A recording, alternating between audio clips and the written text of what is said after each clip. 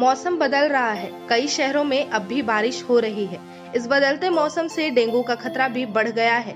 दिल्ली, पंजाब, हरियाणा, मध्य प्रदेश, उत्तर प्रदेश समेत कई राज्यों में तेजी से डेंगू के मरीज सामने आ रहे हैं और कई मरीजों की मौत हो गई है। सरकार की ओर से कई आवश्यक कदम भी उठाए जा रहे हैं। डेंगू के बारे में सबसे जानते हैं कि ये मच्छर के काटने की वजह से होता है और इससे बचने की कोशिश भी कर रहे हैं, लेकिन अक्सर लोग डेंगू और सामान्य बुखार में अंतर नहीं कर पाते और स्थिति बेकाबू हो जाती है।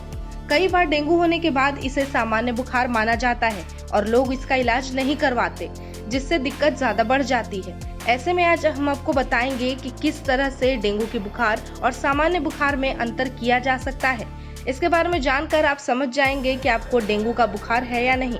इसके बाद आप उसके हिसाब से इलाज करवा सकेंगे। आइए जानते हैं दोनों बुखार में क्या अंतर होता है। बता दें, जिस मच्छर के काटने से डेंगू होता है उस मच्छर का नाम होता है माजा एडीज मच्छर। अगर इस मच्छर के दिखने की बात करें तो ये दिखने में भी सामान्य मच्छर से अलग होता है और इसके शरीर पर चीते जैसी धारियां बनी होती हैं। इस मच्छर के पैर सफेद रंग की धारियां बनी होती है। माना जाता है कि ये मच्छर अक्सर रोशनी में ही काटते हैं और सुबह के वक्त इनके काटने की संभावना अधिक होती है। अगर रात में रोशनी ज्यादा है तो ये मच्छर काट सकते हैं। कई रिपोर्ट्स में सामने आया है कि एडीज इजिप्टी मच्छर बहुत ऊंचाई तक नहीं उड़ पाता और इंसान के घुटने के नीचे तक ही पहुंच पाती है। डेंगू के मच्छर के काटने के 1-2 दिन बाद डेंगू बुखार के लक्षण दिखाई देने लगते हैं। डेंगू में बुखार के साथ आंखें लाल हो जाती है और खून में कमी होने लगती है।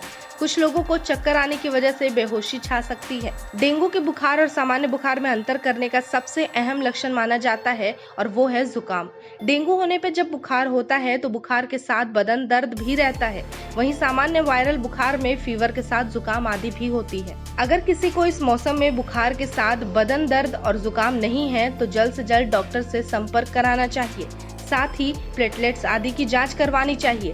जो लोग बुखार होने पर 1-2 दिन होम मेडिसिन से काम चला लेते हैं तो ऐसा ना करें और बुखार होते ही डॉक्टर से संपर्क करें।